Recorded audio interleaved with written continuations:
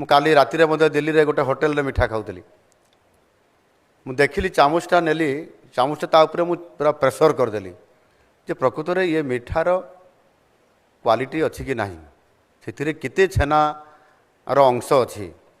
ଯଦି ଆପଣ ଥରେ ଯେ ଚାମଚରେ ପ୍ରେସର କରିଦେବେ, ଯଦି ଚାପିକି ତଳେ ରହିଗଲା, ଫାଟିଗଲା, ତାହେଲେ ଜାଣିବେ ଯେ ପୁରା ସୁଜିରେ ତିଆରି ହେଇଥିବ କିମ୍ବା ଡୁପ୍ଲିକେଟ୍ କ'ଣ କ'ଣ ଦେଇକି ତିଆରି ହେଇଛନ୍ତି। ସେଥିରେ ରସଗୋଲା ବୋଲି କିଛି ପାଇବେ ନାହିଁ କି ମିଠା ବୋଲି। ଆଉ ଯଦି ଚାମଚ ମାରିଦେବେ, ଚିପିଦେବେ, ରସ ବାହାରିଯିବ, କିନ୍ତୁ ସେ ପୁଣି ଆଉ ଥରେ ଫୁଲି ଯଦି ଉଠିଲା, ଜାଣିବେ ଯେ ତାର କ୍ୱାଲିଟିରେ ଅରିଜିନାଲିଟି ଅଛି ବୋଲି।